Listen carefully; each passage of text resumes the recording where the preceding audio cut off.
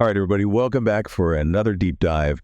And today we're looking into something really interesting, a Fox Business article that's saying that mass deportation could actually save taxpayers money. Yeah, it's a pretty bold claim. Yeah, pretty bold. And definitely one that sparks a lot of debate. But that's what we're here for today. Exactly. We're going to try to break down the arguments, look at it from multiple perspectives. That's right. And hopefully help you understand the complexities of this whole issue. So this article quotes Tom Homan. You know, he's the former acting ICE Director, and he's the one making this case for cost savings through mass deportation. Right. And he's really focusing on the financial burden that he sees the current administration is facing when it comes to dealing with undocumented immigrants. So he's talking about all those costs associated with detaining and processing migrants. It's like flights, hotels. Yeah, providing education, healthcare, the whole nine yards. It all adds up. It does. And Homan's argument is that by detaining and deporting undocumented immigrants, we could significantly cut those expenses. Essentially, he's saying we'd save money by removing them from the country. That's the gist of it. But the article doesn't just present that one side, does it? No, it doesn't. It also brings up a completely different perspective. A very different cost estimate.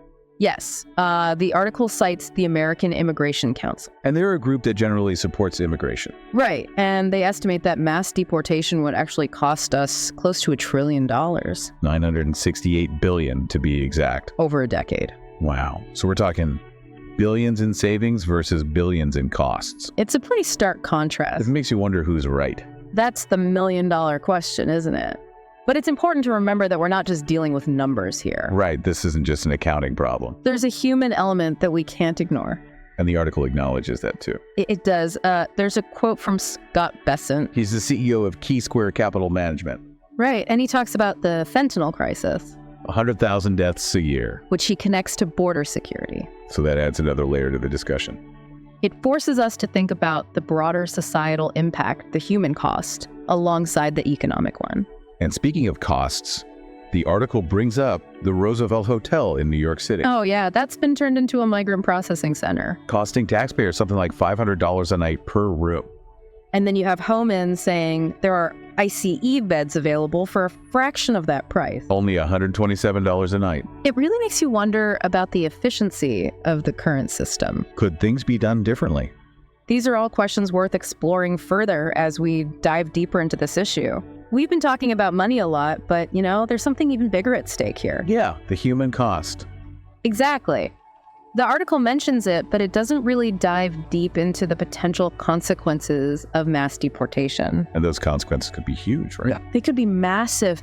Think about the families that would be torn apart, the businesses that rely on immigrant labor. It would affect entire communities. Absolutely. This isn't just about policy, it's about real lives. People being uprooted from their homes. People who've built lives here, raised families, contributed to their communities. And a lot of them have been in the U.S. for a long time. Years, even decades. So not just about removing recent arrivals. It's about upending the lives of people who are already deeply integrated into American society.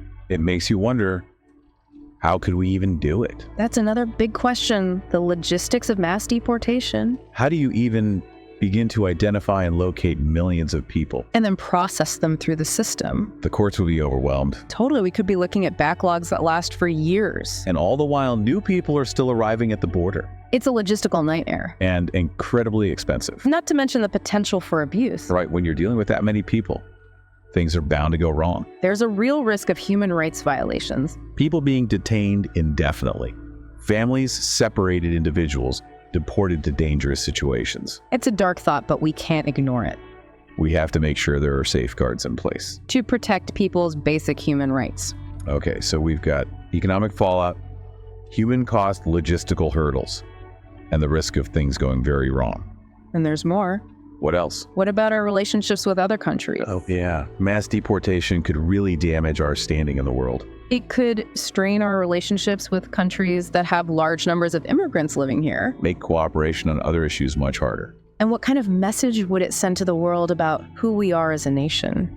Do we want to be seen as a country that forcibly removes people who've contributed to our society? People who've built lives here. It's a question about our values. Our identity. We've gone from dollars and cents to families being torn apart to diplomatic crises. It really shows how interconnected everything is. Immigration touches every aspect of who we are. It's not just about economics or security. It's about people, communities, and our place in the world. It feels like we're just scratching the surface. This is a complex issue. No easy answers. We need to resist oversimplification. I'm definitely seeing that. Be open to different perspectives, even those we disagree with.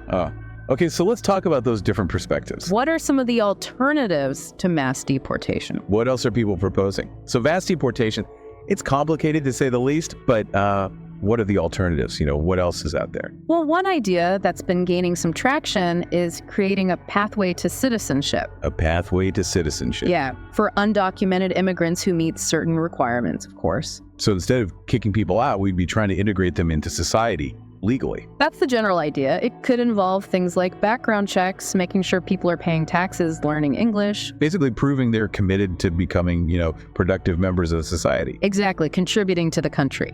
It definitely seems more humane than mass deportation. And potentially more practical, too. In what way? Well, think about the economic impact if undocumented immigrants are brought out of the shadows and into the legal workforce. They could pay taxes, openly contribute more. Exactly. It could actually boost the economy. Interesting. But I'm sure not everyone's on board with this idea. Of course not. There are always going to be different perspectives. Some people argue that it would be rewarding people who broke the law. I can see that point. And they worry it would encourage more undocumented immigration. But couldn't you also argue that the current system is what's causing problems? Forcing people to live in fear work under the table? That's a valid point. It's all about unintended consequences, right? Sometimes the solution creates more problems. Exactly. It's a balancing act. Finding a system that's fair and humane, but also addresses concerns about border security. So pathway to citizenship, that's one alternative. What else is on the table? Well, another idea is increasing investment in border security. Okay, so we're talking about the wall. Not necessarily. It could involve more advanced technology, more border patrol agents, better infrastructure at ports of entry. So making it harder to cross illegally, but not just focusing on a physical barrier. Right, and this often goes hand in hand with addressing the root causes of migration. Now, that's something we haven't really talked about. What are those root causes? It's a complex mix of factors: poverty, violence, political instability, climate change. So people are fleeing really desperate situations. Absolutely. They're risking everything for a chance at a better life. It's about survival, then not just opportunity. And that's why some experts believe we need to help improve conditions in those countries. So people don't feel forced to leave in the first place. Exactly. But these are huge systemic problems. How do we even begin to address them? It takes international cooperation, foreign aid diplomacy. A long-term commitment. For sure, it's a massive undertaking, but it could be the most humane and sustainable solution in the long run. It makes sense, but it's not going to be easy. Definitely not. But it's worth considering alongside those other approaches. So we've got a pathway to citizenship, increased border security, and addressing the root causes. Anything else? One more thing, reforming our legal immigration system. What do you mean? Well, right now, getting a visa or a green card can be incredibly difficult, time-consuming, expensive. So instead of trying to keep people out, we could make it easier to come here legally. Exactly. Streamline the process, expand visa categories, make it easier for families to reunite. That sounds a lot more reasonable than just focusing on walls and deportations. And it aligns with our history as a nation built by immigrants. Wow, we've really covered a lot of ground today. We have mass deportation. It's a complex issue with lots of potential downsides, but there are alternatives. Alternatives that seem more humane and maybe even more effective. And it's up to all of us to stay informed and engaged. To learn about the different perspectives, the different approaches. And to advocate for the policies we believe in. That's how we create an immigration system that's fair and just. And that reflects our values as a nation. Well said. I feel like I've learned so much today. Me too.